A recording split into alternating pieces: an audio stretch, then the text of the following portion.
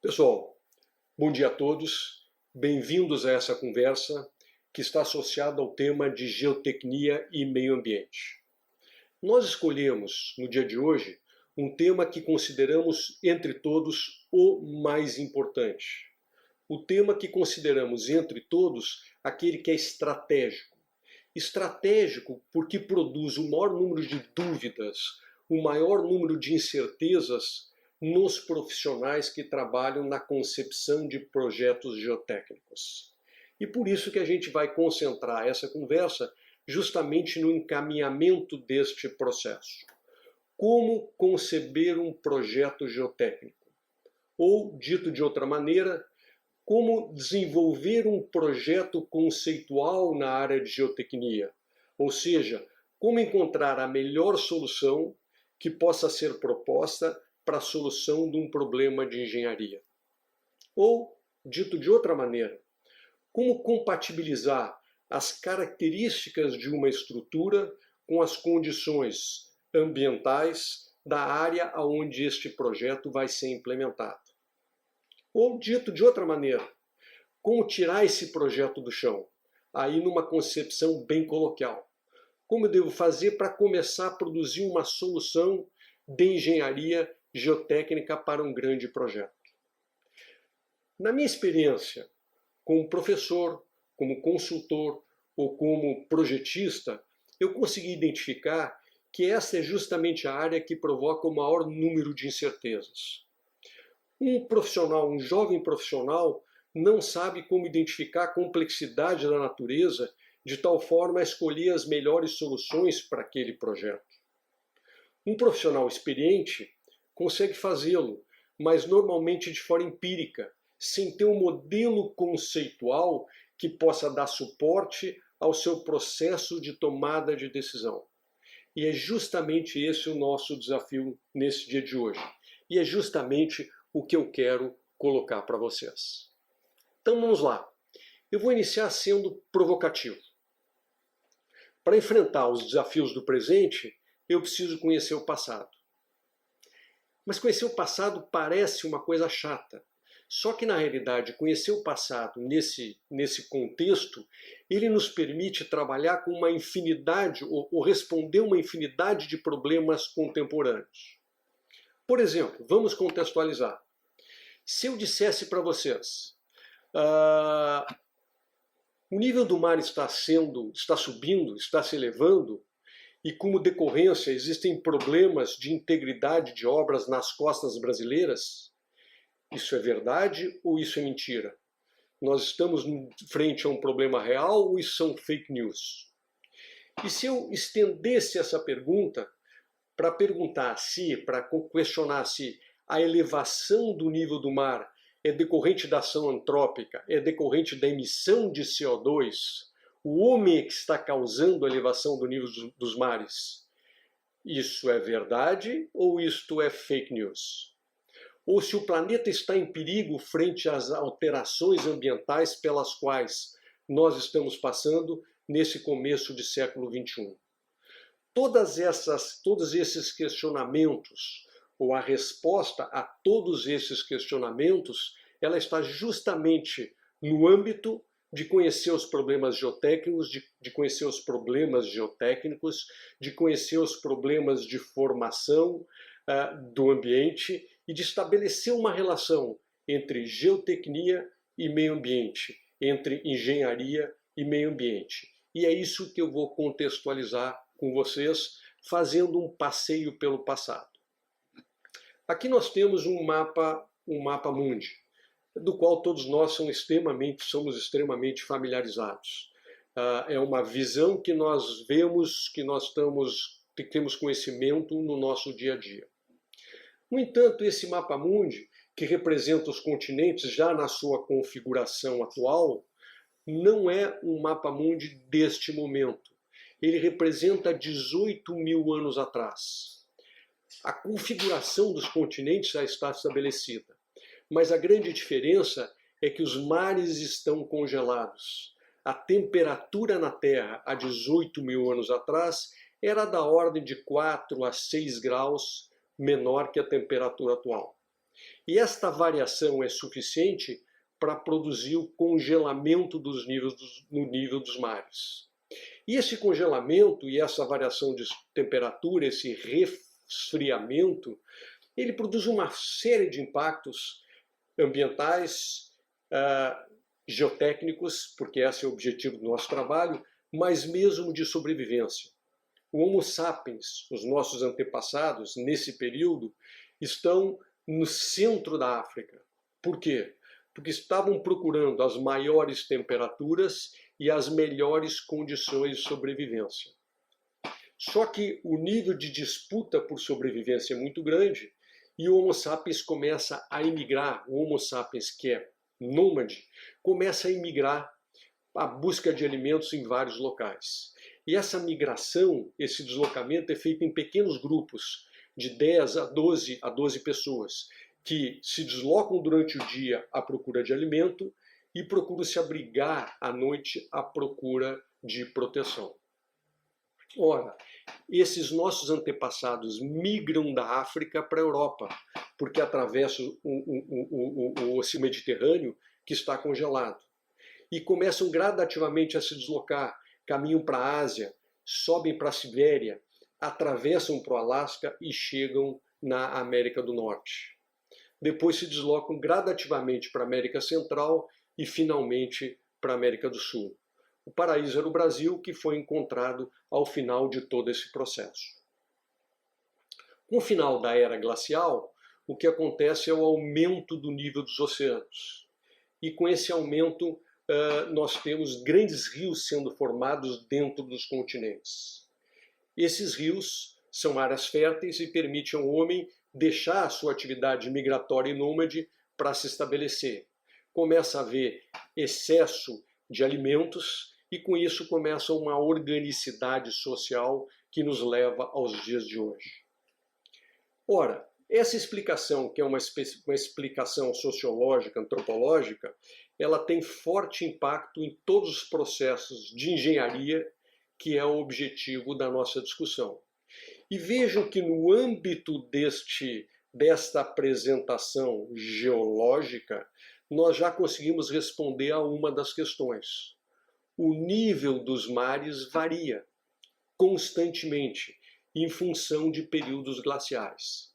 Então vejam esta transparência que representa as variações de temperatura em diferentes períodos glaciais e como consequência dessas variações de temperatura de 6 a 9 graus, nós temos grandes variações do nível de marés, de até 100 metros de alterações, que afetam completamente as condições geotécnicas e a configuração das costas marinhas. O último período interglacial ele está em torno de 12 mil anos, e o homem deixa de ser nômade e passa a se estabelecer em áreas específicas. Se diz que Jericho é a primeira área aonde o homem se estabeleceu, entre o rio Eufrates e o rio Tigres, em torno de 8 mil anos antes de Cristo. Portanto, esse processo é bastante recente. E é bastante recente, portanto, as grandes variações de nível d'água que nós temos em função dos períodos interglaciais. O último acontece no final do Pleistoceno e no começo do Holoceno, há 12 mil anos. Se nós olharmos especificamente as variações do nível d'água, o que nós estamos vendo? As variações ao longo dos últimos 20 mil anos, variações importantes que são observadas nesse gráfico, até o período atual. E neste período, se nós estendermos num gráfico que apresenta ele de forma mais específica, no período que nós temos registros de variações confiáveis, nós vamos do final do século XIX até os dias de hoje. E verificamos que há uma variação contínua do nível dos mares em função das variações geológicas produzidas por períodos interglaciais. Vejam a dificuldade que se estabelece. Não há uma correspondência direta entre a ação antrópica e o nível dos mares. Existem dois efeitos que se sobrepõem: a ação antrópica e a ação geológica. Por isso que a pergunta se o nível dos mares está crescendo, está se elevando, sim, sem nenhuma dúvida. Ele tem implicação em toda a proteção das áreas costeiras ao longo do mundo? Sim, sem nenhuma dúvida. Ele é produto da ação antrópica? Somente? Há alguma dúvida.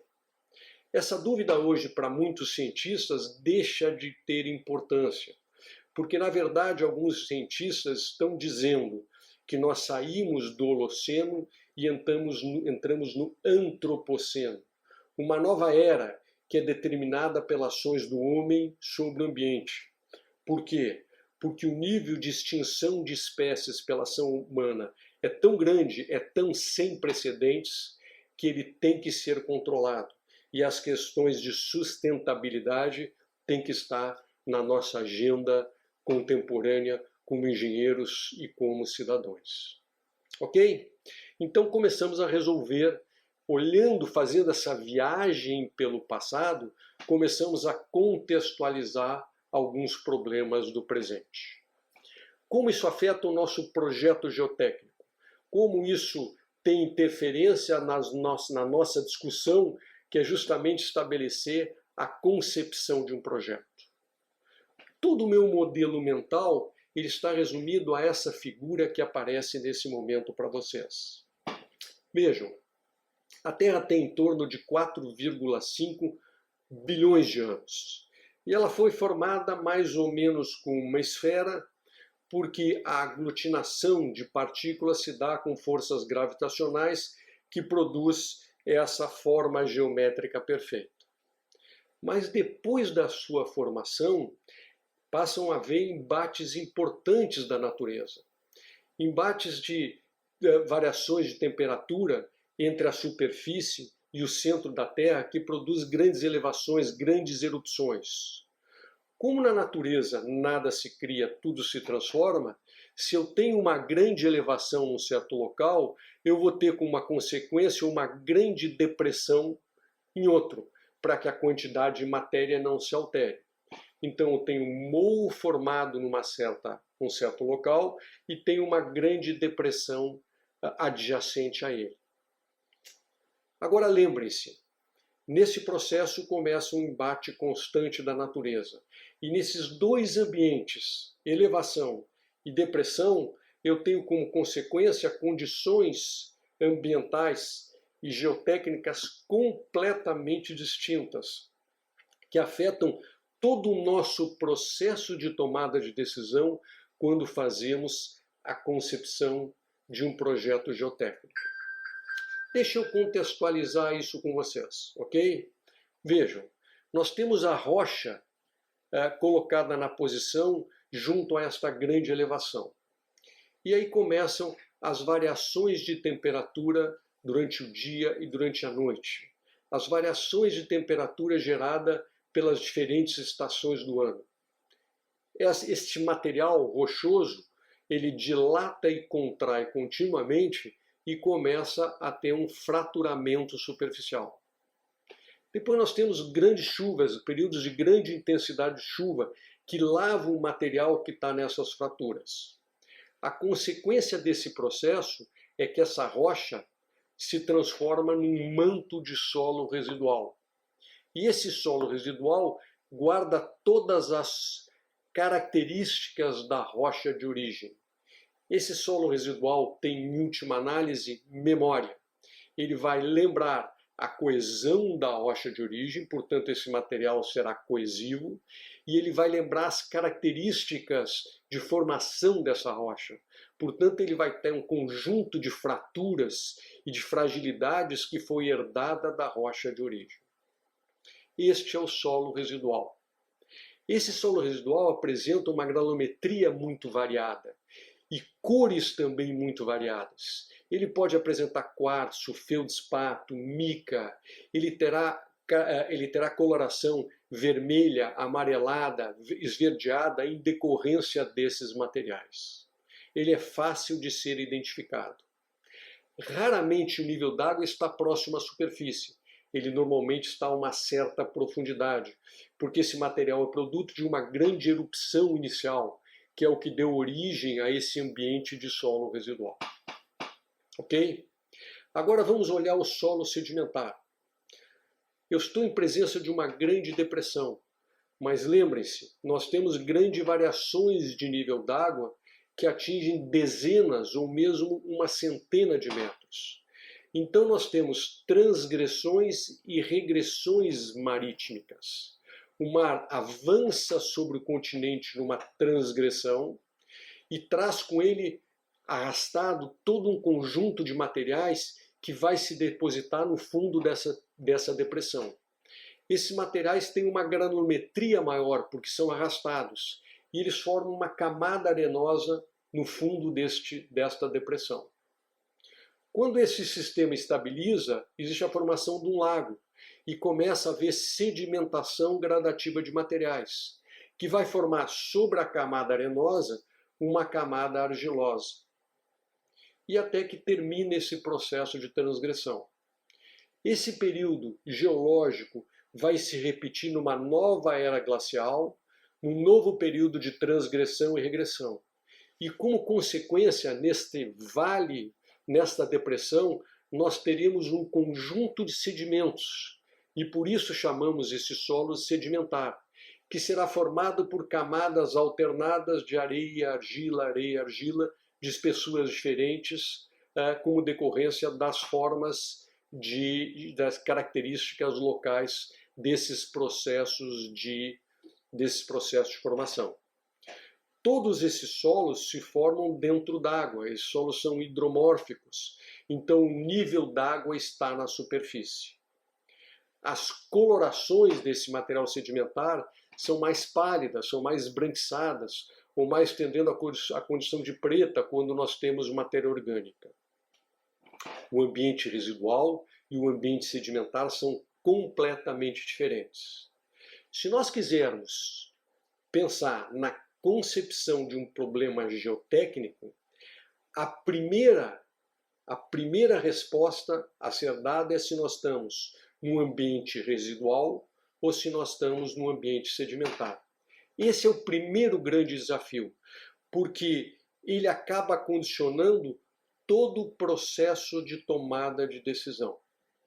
Vejam, se eu estou num solo residual, o material tem coesão e existe uma probabilidade do nível d'água estar abaixo da superfície, alguns metros ou vários metros abaixo da superfície.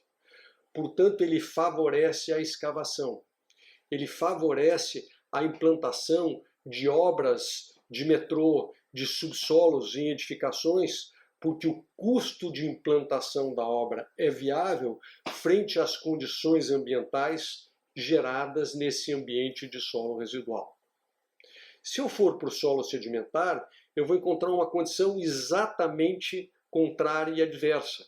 Eu tenho um nível d'água na superfície, eu tenho um material que não tem condições, não tem a coesão do material de origem, porque ele é um solo sedimentar, e a escavação será extremamente cara.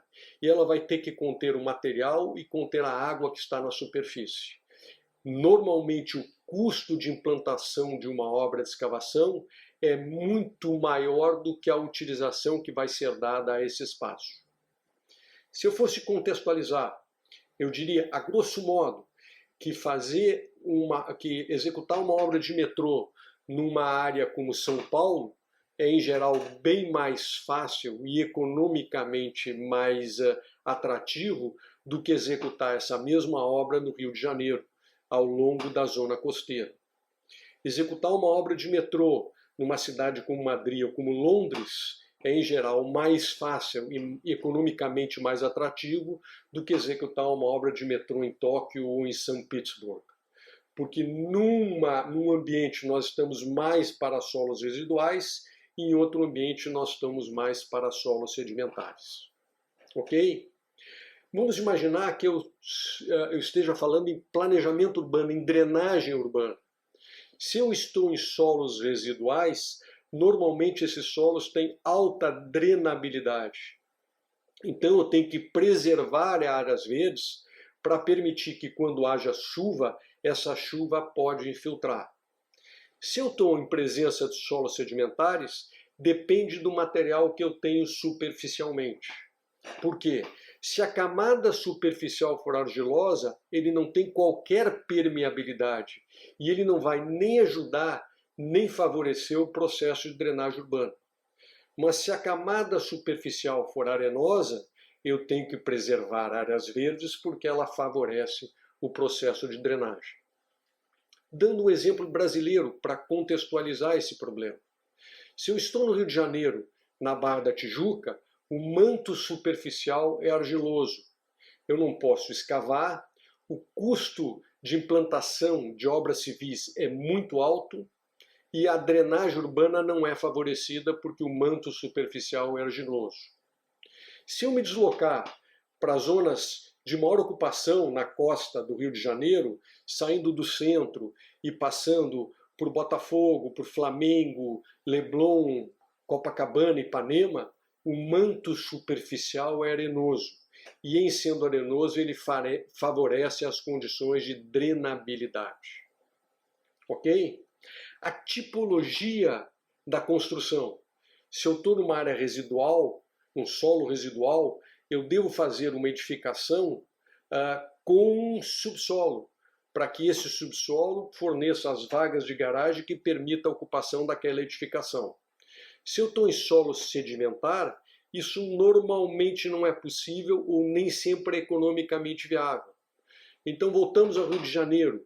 Nas áreas de Copacabana e de Ipanema, as vagas de garagens são colocadas acima da superfície nos primeiros pavimentos, justamente pela dificuldade econômica de produzir uma solução de engenharia economicamente viável. Todas as ações de uma concepção de projeto passam então por entender se nós estamos em presença de solo residual ou se estamos em presença de um depósito sedimentar. Vejam, este é um conceito, este é uma ideia sobre a qual nós temos que trabalhar. É um mapa conceitual que favorece o processo de tomada de decisão e que serve para qualquer obra de engenharia. Claro que ele é simplificado, nós podemos dar complexidade a este problema. Se o nosso solo residual é proveniente de granito ou se ele é proveniente de basalto, nós temos características diferentes. No primeiro caso, com a formação de matacões, e no segundo caso, com o solo mais homogêneo.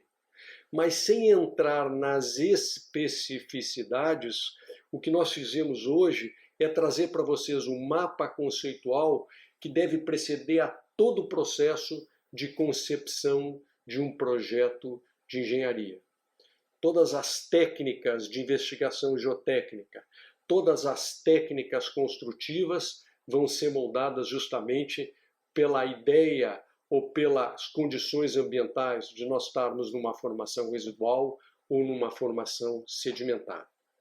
Façam extenso uso dessas ideias, porque elas favorecem todo o processo de tomada de decisão no que diz respeito à implantação de grandes obras de infraestrutura.